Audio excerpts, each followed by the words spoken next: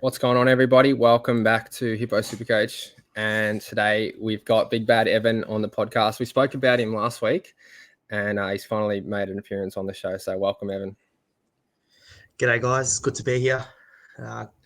Good to share my Supercoach knowledge with you all and teach a couple of these nuffies know what's going on, because I hear about your followers not too educated, Hippo. Well, that's one way to lose subscribers. How's your team going and how's your rank? I'll get it up quickly on the screen. So I started the year quite horribly.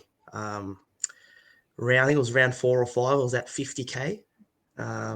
Everything went wrong. So round 4, I started the year with you were sitting at 41k. I had Cunnington on my side.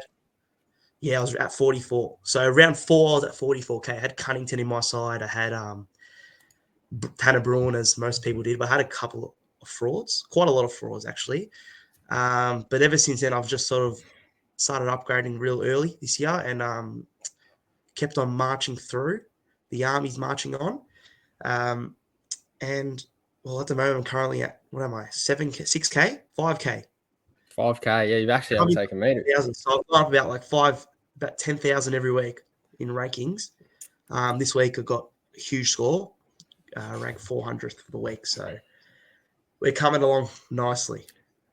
Yeah, very, very nice. I think your team's in probably good shape. And yeah, like it seems like you've got all the Uber primos that we need, like your Laird's and stuff. But I still think Laird's got some upside to him. I think, he's had a few tags. I think he's had like 4 tags already. So I reckon he's due for some big scores. The people like you that don't have a Laird have just been absolutely bailed out. I paid 700k for the prick. He's been tagged a few times and he's been okay, but he's just going to drop below 600k and you're going to get him quite nicely. You could probably say the same about Neil, but lucky Neil. Like, yeah, I mean, do you even want him at this point? Like, he's just a fraud, plain and simple. I'm going to get him for 530k roughly. Like, that's such a steal. It's complete bullshit. Jack Steele, yeah. All right, let's talk about some downgrades because we've got a fair bit to get through. So we'll talk about Atkins. What are your thoughts on Rory Atkins from Gold Coast? Now, I did like him, but one of my mates made a good point today. He is not in their best 22, right? They started. I don't think he is, because they started the season. They started Constable over him. They started a couple of those half-bank flankers over him, and they mustn't rate him that highly. He's coming to the side and he's done okay, but he's a sub risk at the end of the day. He could somehow end up being the sub, and he's 200k. It's like, you really want to make that risk? You're picking him as an upgrade and a guy as a rookie to make you some cash, right? So he's at 200k. You're going to need about 120, 130k from him to make the trade worth it, right? So for him to get to about 260 from this point, he needs to average about, I don't know, like 60, 70 to get that cash in time. Do you see that happening? I think, like with the kick-ins, it's almost like a guaranteed like 30 points just in those. So I think, like, if he keeps the kick-in roll, then yeah, I can see him averaging that easily. Like, I think he can go even maybe 80. But you like, yeah, who's he replacing at the moment? Like, who's he actually in for? Yeah, I don't know. I haven't really looked at the Rory. Let's have a look at the teams. Because he's 200k. I'd rather pick someone like I think honestly, I'd rather a Weddle. All he needs to make 130k to make the same amount of money. He needs to average 50 compared to Atkins. They need to average 70. You know what I mean? We'll get to that though. We'll get to that. Yeah. So Atkins is coming for. I don't really understand this. So you saying what I'm saying? So Atkins is coming for what? Mac Andrew? He wasn't a defender, was he? No. So he's coming for Tuke Miller. Yeah. That's what I mean. Like, he's just that extra, like that. He's probably like the 21st, 22nd player in the side. So he's towards the bottom. You don't think his 2 games have shown that he's cemented himself, or no? Yeah, I don't know. Just not a huge fan. Yeah. If you do believe in him, though, this is the thing. If you do believe in him and you think he can come and he can average an 80 for you, which is honestly, it could very easily happen. If he comes in and averages that 80 for you, if you're confident that and you think that he's going to get you through the buys, then 100% pick him. But Yeah. So have a look at this tweet here. So Weller's confirmed to miss round 9. So Atkins almost guaranteed to be named this week. yeah, And one other thing about Atkins is you got to remember he has got that very good buy round where there's only Geelong and Gold Coast. yeah, exactly. That's what I'm saying. So you're picking him to get you through the buy. Now, does he keep his spot the entire buys throughout that whole time? I don't know. Does Lockie Weller come in and take his spot? Well, you would presume that Constable's knocking on the door, but apparently not because he's not even getting named emergency. Yeah, so who knows there that? must be something with that guy, honestly. Can't get a game. Yeah, there's something going on behind the scenes there. Yeah. All right. Well, I think we've sort of like the general consensus with Atkins is like there's upside and there's downside, and at this point we don't really have enough information to make a judgment, like a proper judgment on it.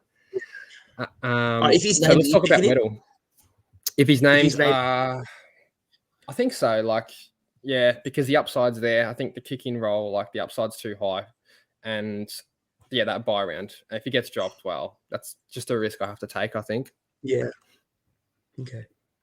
See, I'm considering bringing this week Atkins. Yeah. Just quickly, I'm considering bringing Atkins as well. Like, I think if I was to do it, I'd be more of a sideways trade. Get rid of Davey because he's shit. Move him on, bring in Atkins. At least he can possibly make you some cash. Yeah. But yeah, haven't quite decided on that. Weddle, I think I like Weddle better. Now Hawthorn are quite rubbish, right? Let's just not want to put it nicely. So they need to play. They're just going to play their kids. They've made it quite obvious they're playing their kids for the rest of, hopefully the rest of the year.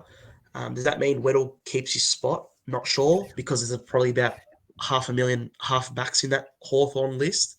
Yeah. That all play the same role, and who knows who's playing key back, who knows who's playing on half-back. It's a mess. It's actually a mess. You're not wrong. So, not sure about him, but if he gets named this week, I'm more inclined to pick him because he's 130K. And if he can string 3, 4, 5 games together, average me 50, 60 on the bench, he will make more cash than Rory Atkins does if he averages 70 or 80. Yeah, that's fair. I mean, the thing is with Weddle, he's obviously averaging 46, so the scoring power doesn't look like it's going to be there. That's why I think people are sort of preferring Atkins, where he's got the kick-ins, and you think, but then again, like how hard is it to really score like 60 in a game? Like surely he could do it. Yeah, exactly. So, but if you're picking this rookie to play on the bench, I think pick Weddle. You don't want a 200K rookie on the field, on the bench. Yeah. But if you're picking someone to go on field, I think you got to go with Atkins because he has more of a scoring ability. Yeah. Fair call. Yep. I'll talk about another one. So Blake Drury is very highly brought in, and I know you're probably not a fan of it because he's only played the one game. I will tell you though. Yeah, I'll tell you first that I actually on one of my family members' teams, I went early on Dylan Williams, right? So I went 1 week early on Dylan Williams, and Hippo, you killed him. Yeah, I got bailed hard. So he's gone 85 to 2 or 3 games in a row now after being the sub and getting subbed on relatively early. So he's actually going to make a fair bit of money. Obviously, that's a one-off, and that is very lucky. But if you look at the most traded players, you are the Bale King. You're the definition of it. Yeah, I know. The Drury's literally first, though. So talk to me about Drury. And I don't know if you watched the North game. It didn't look great. But, yeah, go on. I did watch the North game. He's a ranger, mate. Yeah. Represent the community. Good on you, Rangers. He is a good option for next week. Don't pick him this week. People want to get an upgrade in next week, right? So there aren't many rookies coming through next week. So if you're picking him this week, what are you going to do next week? You're in a bit of strife. So I keep thinking people keep doing this early, picking these players a week early. They're gonna just keep doing it every week. Like would have done it with Chincotta. That means next week they had no options to bring in. So it was like Simpson, they had to bring in Angwin. And what happened to Angwin? He shut the bed. So it's sort of the same thing with Drury this week. I think next week for sure bring him in. But pick your Atkins or pick your Weddle this week or pick your third option, which I like more than both of them, which I want to bring up very soon. Yeah, no, fair point. I think with Blake Drury, or at least with my team, is that extra cash saving going from even just a Weddle down, but especially an Atkins down to Drury, you can really do a lot with that extra 100 or 20K even. Like I noticed I could go like, I was sort of stuck on someone like a 530K, like a Mills, Steele, Brayshaw, who I personally don't trust. We will talk about them. I don't trust them, but it could get me up to like a merit, that extra little bit of coin. So that's why I think people are trading in Drury, because the price tag more than that, he's just had one game. You know what I mean? Yeah, I get that. But you just got to have a bit of discipline, I think. Pick your Weddle and just whatever you can get with Weddle, get it. If not, wait a week and get Drury next week. And Weddle can't be fielded, can he? What was that, sorry? Weddle can't be fielded, can he? No, definitely not. Holy shit. All right. But someone that can be fielded. guy. Yeah. Yep. Never. He can be fielded. So I know nothing about him. So feel free to talk to me about him. So he's already had a price change, I see. Yeah. So if I'm not mistaken, he was the go to scores. He's gone 14, 42, 70, 46, 72. He was a sub. So I assume he was a sub. Yeah. Yeah, he was a sub. And on the weekend was his third game. I watched a bit of that game, not much. But Danger went out. And then who started to get CBAs? My boy Mitchie. Really? Mitchie started getting some CBAs after Danger went out. So he scored at 70. It seems like they're going to start giving him some CBAs.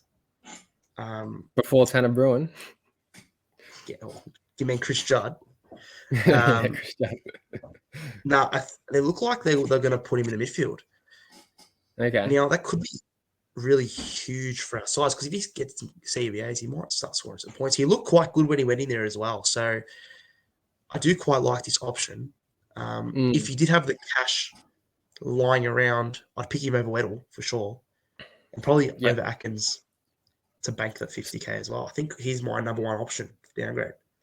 Wow. Okay. Well, I think when we talk about these downgrades, like it's going to come down to team selection, and we kind of hope they don't all get named, because inevitably one of them is going to get dropped, and we could be trapped. So it's almost like we need 3 of the 4 to be dropped so we can have a clear pick, and everyone just jumps on the same one. Otherwise, it's going to be like a gamble. Yeah. Oh, it always rookie roulette. It always is a gamble, isn't it? Yeah. It feels like there's none with job security this year, like none at all. Yeah. Yeah. Any one of these rookies can really get dropped this week. I think at the end of the day, what it's going to come down to is what you can afford to facilitate your trades. So everyone's going to want to make an upgrade this week. I'm in a bit of a different situation where I'm not going to make an upgrade this week. But I think at this time of the season, everyone just seems to be every week, hit an upgrade. Just keep it simple. Hit an upgrade every week. Move on your rookies. Keep going. Feed it through. Get your team finished as quick as you can, because you can have, if you're playing, especially if you're playing for overall, you can have a leg up on the rest of the competition if you have a premium more than them. So if you can get your upgrade and still afford Never, then do it. If not, Weddle on the bench, I think. Yep, fair enough. We'll talk about a couple things real quick. So do you think it's wise to be trading someone like Will Ashcroft out at this point? I know you did last week. If you still had him, would you get him out this week, or would you give him another chance being his next tour at the Gabba? Who's he got? Who's he got next 2 weeks? I don't have a look, because I haven't looked at Brisbane, because I've moved them all on, actually. Essendon and someone. I don't know who. Essendon and Gold Coast, and then Adelaide. That's good. That's actually not bad. So I think with Gold Coast, I think that his cash gen sort of stalled a bit. Now he might start making cash again, but if you can get him to Clary, if you don't have Clayton Oliver, you move on Ashcroft to get him. You get him no matter what this week, or not no matter what, but you get him this week. If you don't have, we'll talk about the premiums later on, but I think Clayton Oliver was his break even. His break even is 99, so it's sub-ton. He's got Hawthorn at the G.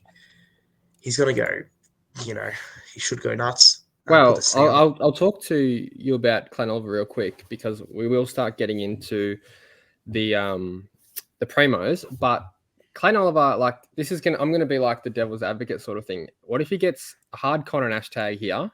He gets Will Drew, which he had last year, I believe, 2022. He scored 68, and then I think he had Ash in that Freo game go to him pretty heavily. He scored 85.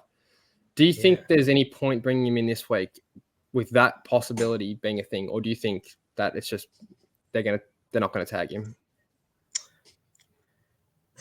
I think he's gotten better at getting through the tags. On the weekend, he copped a hard tag. Well, according to you, he was getting hard tags by what's his name? Who? Who did you say? He said he was getting a hard tag at the start of the game. I can't remember who you said it was, but he was getting some attention. I don't think I was talking about Clayton Oliver. I was talking about someone else. Doesn't matter. He's been getting attention.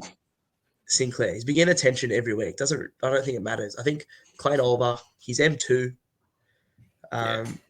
He's second best midfielder in the comp. You're going to get him for what? Sub 660.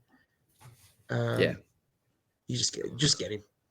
My hope is, like, from my position, like being someone that hasn't had him all year, I think I'd rather just wait till these 3 games are done. And I think that he's got a good chance of getting tagged. It is a gut feel.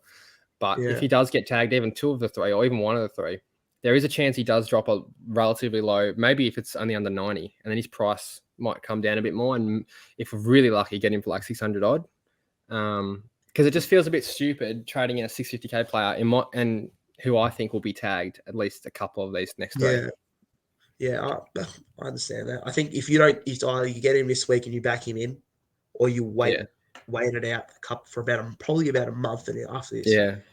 Because if he has a big score this weekend, he's off to the moon. So if you don't get him this week, he becomes unattainable once again. I think this is your last chance to get him. And then if you don't, you back him in, like you're backing in your call and just pray you get him at the bye. Yeah. I think that's probably good. But really, what's it worth getting him 30k cheaper? You're going to miss out on some big scores. It's for me, it's like it's a 70 or 80k. Oh, like, yeah. But it's 80k cheaper this week going to like a Merritt, who I think has got a really good run. He played Port already, who I thought might tag. They didn't tag him. So he's got, we'll talk about Merritt real quick because I love Zach Merritt and Parish, we can sort of talk about them 2 together. Filtered by average. Yeah, what do you think about Merritt anyway? Knowing you've seen his run home, I assume. His run home is the best run home in the AFL. I think Essendon are actually going to get a few wins this year. I don't like to say it, but I think he's a no-brainer. I am not making any trades this week, or maybe making 1 downgrade to facilitate getting Merritt next week. Because I think if I make an upgrade this week, I can't get Merritt next week. Look at his run after this week. He's got even just look at his last 3 scores against these opponents. Like, you think Brisbane's a hard opponent. Well, he's actually played pretty well historically against them. Yeah, wow. Shit, I might have to get him this weekend. But he doesn't break even about 130 odd, doesn't he? He does, yeah. Well, he could hit it. Seriously, he could hit it. He's going to hit it. I might need to get him this week. Well, he's not going to... my team again. Tear up my team just to get him in. Oh, I'll tell you what, it's tempting, and that's why I'm pretty set on him as my upgrade for this week. There's people like your Brayshaws and Steels, but I don't know. I think Merritt's safe. I don't like any of those. I think they got trap written all over all 3 of them. I'll talk about them more, but I really like the Merritt pick this week. Yeah, definitely. I don't know if you've shown the viewers and run home. I'm assuming you have. Yeah, so Brisbane, Richmond, West Coast North. That trio, Richmond, West Coast North, is probably 130, 130, 130. He gets over to 630, 640k, and he's off. And we all know about his run home end of the season every year. He ends the season like a house on fire. So I think he's got that same duo again, West Coast North, coming into the Supercoach finals as well. Mm-hmm. Yeah, you got to get him. I wish the people in our league don't watch this video because I want to do the pod. They're all going to get him in. I'm pretty sure Benji has already brought him in just to copy me because he loves to copy me, that bloke. Yeah, yeah. I think like it seems like it's almost too good to be true. Like, yeah, it's such a no-brainer pick. I think he's got. I think the captaincy's helped him a bit as well. It seems like he's more hungry. I don't know. Just watching him, like I reckon he works harder. I don't know if that's just me. But in saying that, his scores haven't been as good this year. They haven't been as good, but it's been his efficiency, I think, that's let him down, which is not really like him. So I think that will be okay. Yeah. He still had some big ones, like 134, 111, 114. So it hasn't been terrible. Yeah. But it's probably as close to as cheap as you get him, if not maybe 20K max cheap, I reckon. Yeah, I think next week's cheap as you get him. If he goes, low ton against Brisbane, like we're all expecting, or 90 odd, he'll drop it 15, 10K, and then we get him next week. But find a way to get him next week is what I'm saying. I can't afford get him at another premium this week, so I'd rather just wait a week and get him next week. So everyone sort of needs to start planning out their teams a bit. Definitely. This is now the time. Parish, does he tickle your fancy at all, or is it just as simple as Merritt's better? Look, I think this conversation for next week, I think. What's his break even? 96. They're probably going to be about the same price next week if all goes well. He has probably racked it up a lot more than Merritt. He's been that guy in and under sort of guy, but I think Merritt's he's better. I think Merritt's just the man. I think I agree. If you're going to make the move this week and you can't afford Merritt, get Parish, but Merritt. Yep, I think Parish, like his disposal numbers have just been too high for too low of scores for me, and I think that's like the big knock on him. Like he can rack it up, but he doesn't really do a lot with the with disposals, I guess. And they mustn't be very contested because he never seems to score that well. I don't know. It's a bit of a weird one. He had like 42 on the weekend and he scored 110. Like, no, but that's like his whole season, really. Which, I think we steer clear from him. I don't think he'll quite be a top 8. He'll be thereabouts, but probably not quite there. Noah Anderson. So this is probably the big one this week. Give me your thoughts on him. Yeah, I know how much you love Noah Anderson. Now, I'm pretty hot on him. He's been elite. He's been amazing. But interesting thing that you said. What do you think that he's going to average for the rest of the year from here on in? Ignoring the 180s and the 160s and all that bullshit. What do you think he scores from here on? It's hard to put a number on it because like he is so young. So like he could just be better with just age. You know what I mean? And the role is good. Like we look at the role here. It actually hasn't changed too much his CBA. So Tuke Miller played 654 rounds, so he had 72, 78, 60%, and then Anderson in those rounds had pretty much the same, if not more. You know what I mean? So his CBAs aren't really affected by Tuke Miller, but it's not just as simple as CBAs. Obviously, like the way that their whole centre bounce strategy is different without Tuke Miller. But I think he could probably, like to answer your question, I think he could go 110 because he had a big finish last year, I think. So probably 110-ish, I reckon. Okay. See, I think if you're going to pay, how much are you paying? 610 this week. I think it's the last chance you get him before he disappears into the stratosphere because he's getting up to 650 in a week. If 610 is a lot of money to pay for someone who's kind of unproven, you're getting him as a pod, that's for sure. But I'd much rather. I think I'd prefer to save the 50K, get my one of the young, cheaper guys. I think I love Callum Mills a lot more, but we'll talk about it later. Okay. But Noah Anderson, you're spending an extra 30K and you get to not Lockie Neal. Don't worry about Lockie Neal. You get to Clayton Oliver, which I think you'd much prefer Clary. Yeah. Even with the expected tags, I think still go Clary over Anderson. And I think he's going to regress a bit when Took comes back. Sorry, just quickly. He will regress a little bit when Took comes back, which is just one other gun coming back into the side. So I think, I don't know. Come Supercoach finals, he might have a bit of regression, which won't be good. Yeah, I think he still scored okay with Tuke last year, though, which is a good sign. But another good point about Anderson is he plays early. And I know this is a bit of a one-week play, but he does play early in the week and he does play West Coast. For me, and maybe a lot of other teams, I've only got Matt Johnson as the loop. So I would have to take someone from either Richmond, Geelong, West Coast, or Gold Coast. And I don't really want to take anyone from the first game.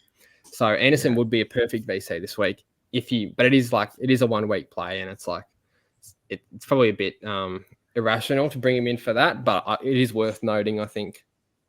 Yeah. Look, if he's your boy, pick him. Yeah. Have a bit of fun as well. I think I'd rather Merritt. I think it's just a bit safer. I've already got risky picks. Neil feels like a risky pick at this point. Sam Walsh, I mean, if he doesn't get DPP, he might not quite be a top 8, maybe. I don't know. But yeah, I think I'd rather just grab Merritt. He's trustworthy and hopefully doesn't get too many tags for the run home. We'll talk about Callum Mills now, like you were going to talk about. What do you think about him? Yeah, I think he's the one. That price point, what is it? He's 520 something, 520, 530 odd. You got your Jack Steele, Callum Mills, Eddie Brayshaw. They're your 3 low price, undervalued premiums.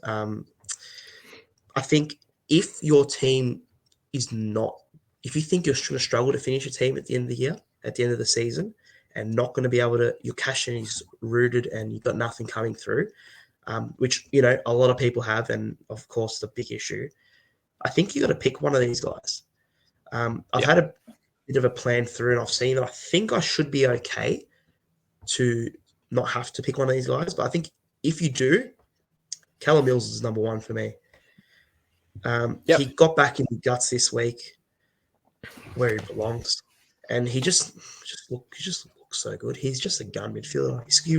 How many Supercoach? How many Brownlow votes did he get last year? 20 odd, playing that full time mid. It's like, I don't know what Horse Longmire's doing, putting him in defence where he doesn't belong at all. And they're losing games as well. So put him where he belongs, and they'll start winning games again. Just don't understand. Can't comprehend. He's Mr. Fix-It. I think that's what it is. He's too good for his own good. Yeah, no, I think that's the thing that sort of scares you. Like, for me, this little pattern here is probably a bit scary because he goes 36, 33%, and then he goes up to 70.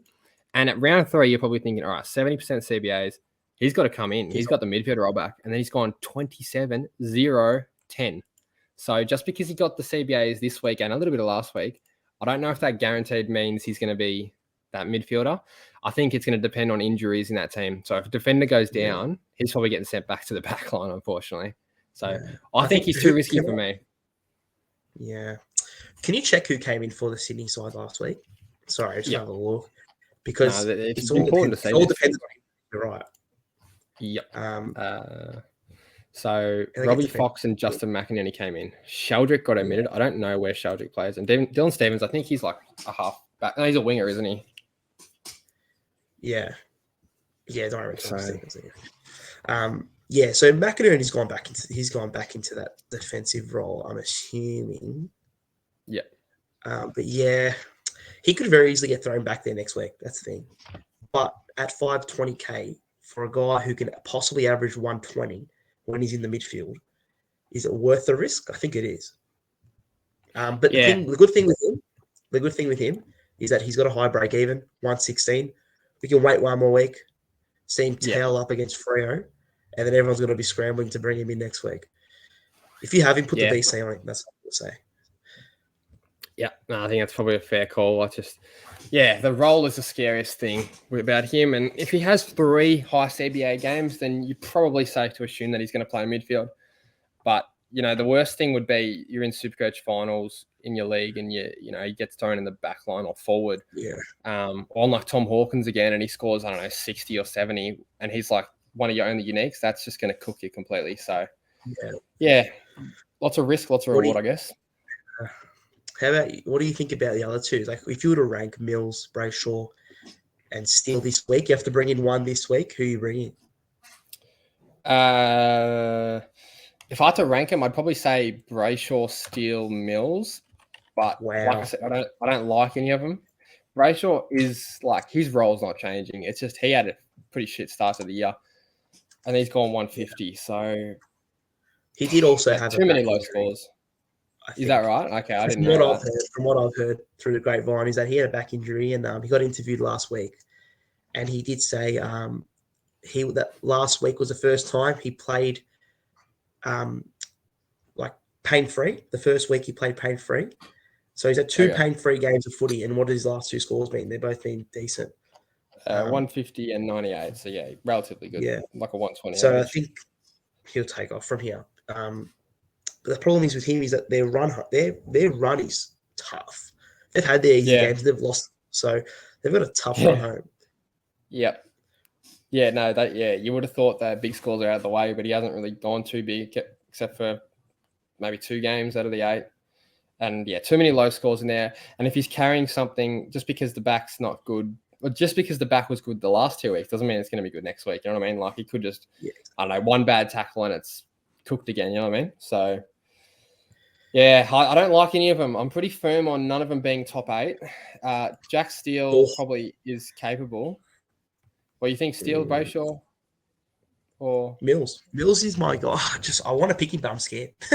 I'm convinced on merit, but I think merit is the number one for me. But I think Mills would be, if I wasn't getting him merit, I'd be getting him Mills this week. I'd go for Mills this week. I think if I was to rank him, I'd go Mills 1, Brayshaw 2, Steele 3. Still played full forward for a bit of the game on the weekend, which was crazy. Anyway. I know. Don't worry about him. I don't want to go near any of them at this point. Just take him on Zach Merritt, who I know is going to play midfield. Well, that being said, he lost CBAs a couple of weeks ago, but Setterfield got 0 last week, so I think they know Setterfield's shit. And the thing is, though, Zach, I think if you can't afford these more expensive, if you can't afford Merritt, you have to pick one of them. Yeah. So what would you prefer? Don't pick anyone. I think you have to go with one of them. Take a risk and yeah, no, definitely. Like take the risk.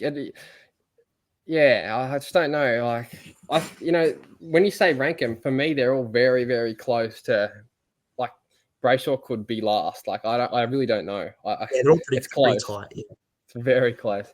All right, we'll move on from the premos. I think we sort of know roughly what upgrade targets people are bringing in, and we've spoken about them. So we'll talk about DPP, which is 3 rounds away. We'll talk about the first guy, Sam Walsh, 39%. Do you wait for them to actually get DPP, or would you jump on assuming they're going to get it? Yeah. So what's that? 38% forward time for Sam Walsh, which is 39. Crazy. Yeah. 38. Yeah. Whatever it is. That's crazy. They start him at the half forward, and then he just floats in the midfield. So really, he's not really playing forward. But anyway, you have to wait. Definitely wait. Don't pick someone with and just hoping they get DPP. Like last year, who was it? People were picking. I can't remember who it was. They're picking someone with and hoping that he get DPP. And he didn't get it. Yeah, he ended up coming good Petrarca, but I think it was Petrarca. People picked him hoping that he gets 4 DPP. He didn't get it, and he could have very easily screwed everyone over. But he played well to end the season, so it was kind of worth it. But you don't want to take that risk. I think just wait it out. But it just means sort of plan for it. We'll hopefully get 1 or 2 of these guys and leave a spot in your forward line for them. People, I see a lot of people having, you got Camilla in the forward line at the moment, but if you put him into the fence, you got him in the midfield at the moment, and if you put him into the forward line, you got your 6, and you got Zeeble as well. So you put him into the forward, there's your 6. You have no spot for a DPP. Yeah. So I think people be aware of that, because people can very easily keep bringing these forwards and not even realizing. You'll think, I'll just put Sheasel back in defense. I'll put, it's like leave a spot for him. Be careful. So so I can't get Dawson now because unless I have him as a midfielder, which I could because he probably will be up there. Yeah. But like looking at my team, this is sort of how it looks, and then hopefully Walsh will come down if it lets me sub. So that's how it looks. So Cogs, Goulden will be F5, and then Walsh will slot in here. And the back line's basically done. I'm not changing any of that. So, yeah, I already don't have enough space for a Gawn or Petrarca or Walsh or McRae. Yeah, exactly. So if people start looking to bring in a forward this week, don't. Yeah. If you're looking to bring a defender in, I mean, you could. There's a few options there, but if you have Zeeble and Sheasel, then you'd rather them in. Yeah. So get a midfielder in the next couple of weeks, and wait till we hear more news about this DPP business. If they all go, 100% time CBA from now on in, and then we get none in round 12, that's fine. Get your forwards in to end the season. Take your punt on your Hawkins or your Hawkins or someone like that. Key forwards that can, kick a bag towards the end of the year, which people usually do. At the moment, don't get any forwards in. That's sort of my advice. Yeah, no, I think that's really good. Gawn, do we need Max Gawn? Well, what's his percentage? Forward line percentage? He's got 38, so he's 38, very so highly he's likely to get it. Yeah, wow. And how much is he now? He's cheap as well. Yeah, he's 5'12". Wow. Yeah, I know. Never thought I'd see a price tag like that on Gawn. That just looks so enticing, doesn't it? Mm. Now, if Marshall is injured and he's out for 2 weeks, do you make the move? Do you know anything about the Marshall injury? I don't know much. He seemed fine. He was planning on coming back on, but then he didn't in the end. But I don't know. He was jogging around, I think, at the end of the game. But I don't know. I hopefully it's fine and he plays. But if Marshall's out, going down to Gawn is tempting. I personally won't do it because I have Rat on the bench. But I could see why people would do that. Yeah, I think he's gonna get DPP as well. If he gets DPP, there's so many options. It's sort of like your Walsh or Gawn. It's really, you want both. I wouldn't be bringing him in unless you've got a big injury or something like that. I wouldn't probably not be bringing him in. If you've got Grundy, bring in Gawn. Yeah, that's a no-brainer. People still have Grundy. I don't know what they're doing with their lives, but definitely try him out. But I do quite like the Gawn option. He was looking good at the start of the year. Yeah. Yep. I think. Yeah, what were you saying? Sorry, I said if he gets the EPP, it's a different conversation. But for now, yeah. I think in the last two we'll talk about is Petrarca and McRae. So if they both get it, or if all four get it, what it's are their almost like percentages? they're guaranteed. 32 and 30. So Petrarca's 32, McRae's 30. If they all get it, they're probably all guaranteed top 6 forwards. It's safe to say. Yeah. So I don't think those two.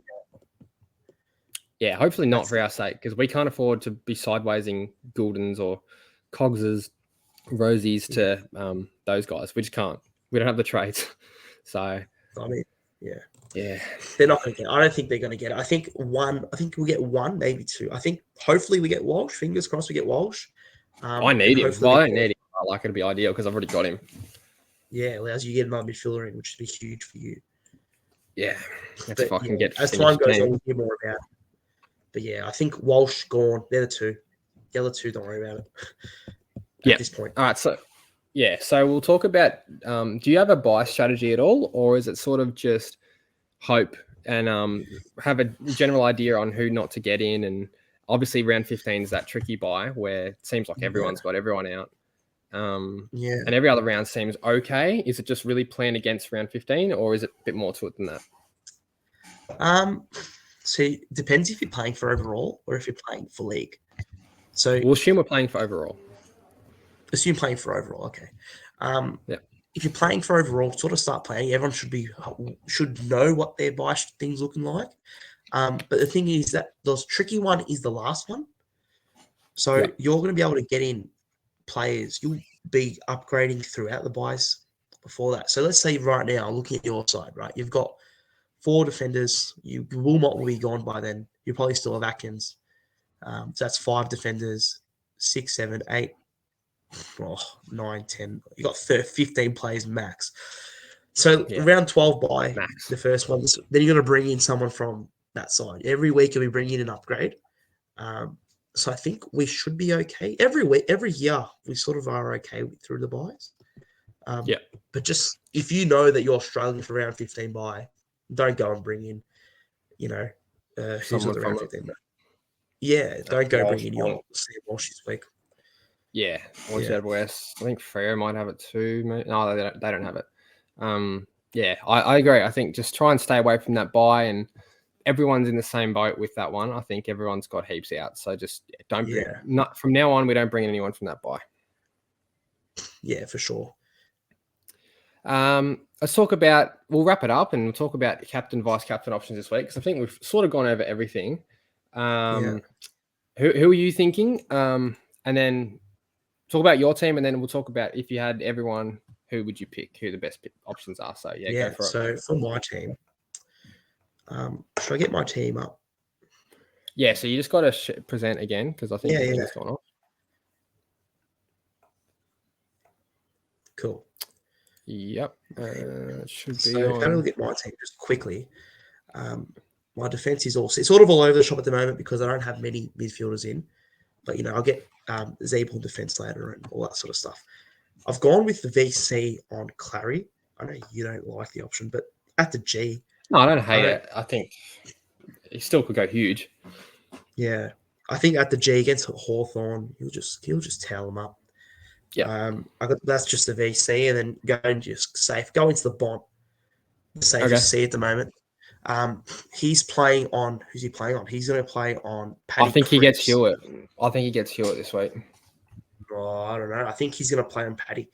See, my thing. The reason I picked Bont was I thought he'd play on Paddy, and they go head to head. And the last couple of weeks, Paddy head to head, he's been absolutely towed up. He got towed up by Dawson head.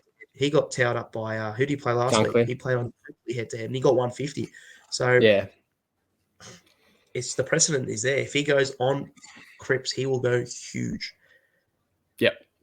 Fair call. I think Carlton, they've been ratty ads with their tags lately. Like they were still tagging Neil in the fourth quarter when they were getting smashed. Like change the fucking plan up, man. Like seriously. Like Dunkley's going huge and they're just gonna let him run free and do what he wants. But I just couldn't believe that. And they do those hard tags with Hewitt, and he's a very good tagger. I think it's clearly got to be Bont that gets the attention if we're gonna tag. And the question if we're going to tag is almost guaranteed because, like, yeah, it seemed we've tagged every week. We tagged LDU after one good quarter, and it wasn't even that good. Yeah. Speaking of Carlton, is shit. That's quietly.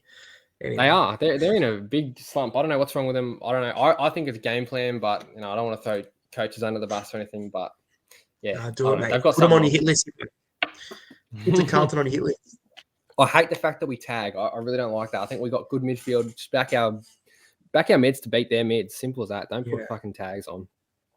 Yeah, I think the best option I think this week is Callum Mills. Honestly, VC at the SCG against Freo, he should go absolutely huge if he's in the midfield, and that's why he put the VC on it.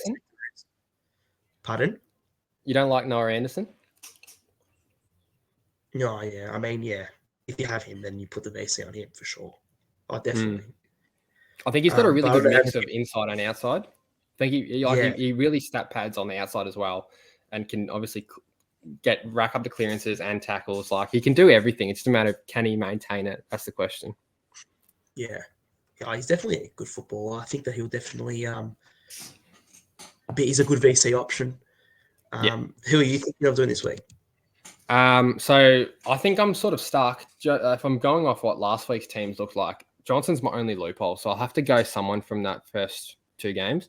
So it's probably going to have to be Tom Stewart. I don't rate Taranto that highly against Geelong. I think Richmond won't put time into him, surely. They don't tag anyone just about. So, yeah, probably Stewart into English, I think. I think English against Carlton. It's not even the fact that, like, he's playing Carlton. It's just English. Like, he's stat pads. Do you think Stewart's an interesting one? Do you think that he will get some attention from the Richmond team because of last year and the whole incident and yeah. I think they're going to definitely stuck against them. I think that's why they're stuck to him as well. Like they can't just let him free roam. That's not a bad take, to be honest. Like I reckon, I don't know if Richmond are that sort of club, but have they ever done anything like that in the past? I can't recall. Like. Yeah, I don't know. It's obviously it's a bit hard to remember. Yeah. Ask Benny or Darren.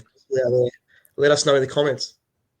Yeah, I think you might actually be onto something there. I completely forgot about the whole Prestia thing, and it was a dog act, like no doubt about it. It was very dog, so they might go after him at the start of the game, possibly. Yeah, but I don't think he'll be unsettled by that. I think he's too good of a footballer. I think he's a gun.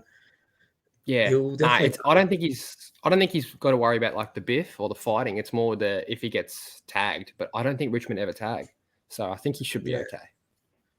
It's enough to scare me off the VC. I just realised I don't think I have a loophole to loop Clary. You don't have a loop at all. No, to loop Clary. Oh, you got Matt Roberts. What time does he play? He's early, isn't he? He's an early game. Yeah. See, this is what I'm Thompson- saying. This is why Anderson doesn't look so bad. Yeah, shit. All right, I'm a bit of strife actually now. You might just have to go the straight C this week. If Owen Davey gets dropped, which most likely will happen because he's been pretty bad. Pretty average weekend. If he gets dropped, we're on. I can do it. If That's huge not, if he gets I'll dropped. go someone early, and it might have to be. Oh no, actually, I might have to join you on Stuart. Yeah, well, that's the thing. We don't really like it, but I mean, we might have no choice.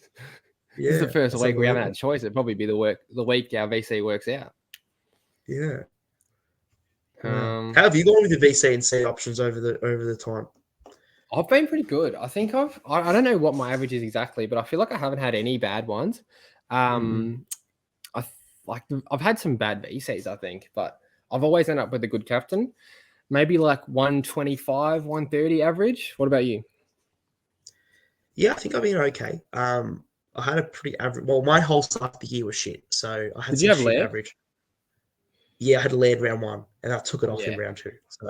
So that's already a massive disadvantage. Like, I think I had a few average ones throughout, but I've sort of changed up a bit. I went with Clary over the weekend. Gave me my 136. I took that for sure. I think I've turned it around. As my season's turned around, my VC and C options have turned around as well. Yeah. No, that's I think that's pretty good. Is there anything else you wanted to discuss this week? I think we've pretty much covered most things. Yeah. I think that's pretty much it. I think I just wanted to say that the people should start planning out the rest of their seasons a bit, just a rough sort of plan, to see if they can afford who they want. So, for example, looking at my team, it's gone now. Sorry, that's fine. Sorry, bad timing. Yeah, go. Looking at my team, I need about 5 upgrades, including Hopper, left. And I do have Samson Ryan, Chandler, Hopper, a couple other like decent rookies that should get me there. That will get me to those 5 upgrades, including one of those being a DPP, which I think will come in. Now, if you don't have much cash gen on the bench and in your rookies at the moment, I think you need to start looking at these value options that, like your pick one this week, pick your meals, pick one of the 3 and just sort of hope for the best of those 3. So sort of just work out what's going on with your team and how you're looking for the future. And if you are not set up, start picking your value options. That's all I've got to really say.